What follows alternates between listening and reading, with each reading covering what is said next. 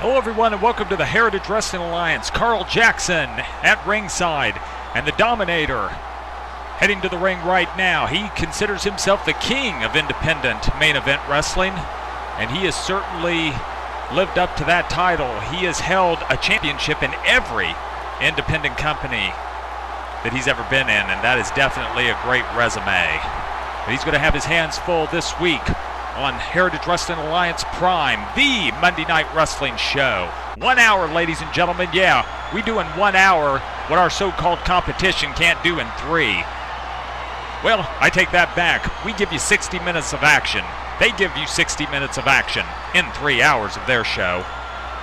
All right, ladies and gentlemen, Titaneous on his way into the ring. Titaneous, the 2012, I take that back, the 2013 Horizon Award winner, or our version of Rookie of the Year. The Horizon Award, of course, looking at the future of professional wrestling, and this man in 2013 was the man who won that prestigious award, and he has definitely lived up to the Horizon Award. His very first year, folks, won a 32-man seated tournament.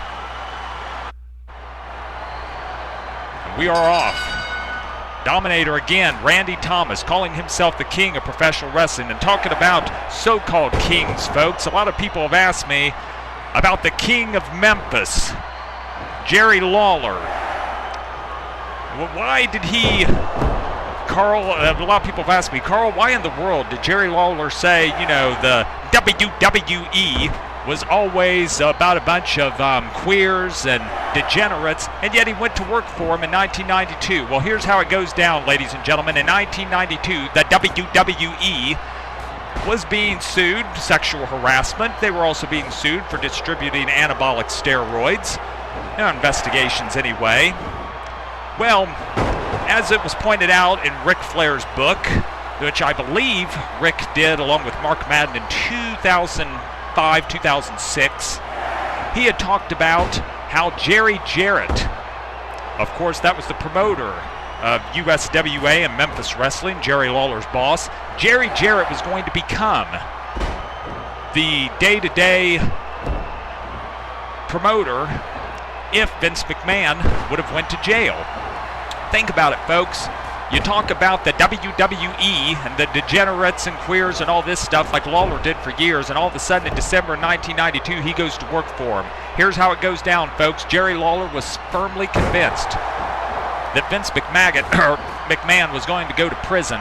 So what happens? He goes to jail. Jerry Jarrett becomes the promoter, and all of a sudden the man who unified the AWA championship, the World Class Championship, boy, wouldn't that have looked great on Jerry Lawler's resume if Jerry Jarrett would have just handed him the WWE, or at that time WWF World Heavyweight Championship. Folks, let's face it, since that time, when Lawler seen that the convictions probably were not going to happen, he left the company not once, but twice. Oh well, ladies and gentlemen, I guess when you're the king of Memphis and your number one man, Jerry Jarrett, isn't going to get the job you were hoping he was going to get, well, all of a sudden, maybe he's regretting being up there. And then after so many years, well, complacency got into the heart of Jerry Lawler. Pardon the pun. I guess we really shouldn't talk about his heart, considering a couple of years ago and almost kicked out. Dominator right now on Titaneous, and I'll tell you, I really thought the Titaneous was going to be able to match power with the Dominator and even exceed the power, but I think what Dominator here is doing is keeping it strictly wrestling. Not to say that Titaneous isn't a great wrestler. Bouncing off the ropes into a backbreaker. A jumping elbow from Titaneous. He goes for the cover. We get one. Referee right there in position, but only a 1 count. Going after the knee now. Maybe another backbreaker? No! Dominator reversing it. A backbreaker on Titaneous.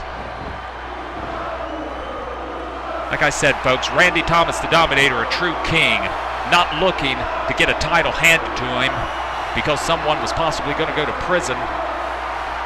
And his promoter slash buddy was going to hand him the title on a silver platter. Dominator right now. Neckbreaker on Titaneous. Randy Thomas could be going for the cover here. Going to be interesting to see if the Dominator goes for the Heritage Wrestling Alliance Heavyweight Championship. Knee drop by the Dominator, which is currently held by Lassiter. Dominator going for the cover. We get two, just a 2 count. Oh, a tremendous clothesline by Titaneous. Titaneous could be going for the full Nelson. This is his finishing maneuver, and it looks like he's going to have him. By now, the opponent usually gives it up. Dominator's not giving it up right now. The Dominator in pain right now, but he is not saying I quit. Once again, ladies and gentlemen, we're glad to have you here. Heritage Wrestling Alliance Prime, the Monday Night Wrestling show that gives you action, and we'll do some extra things. We're wrestling that happens to entertain. We're not sports entertainment with just a little bit of wrestling and a whole lot of smack talk thrown in. Dominator going for the cover. 1, 2. I can't believe this. I consider this an upset.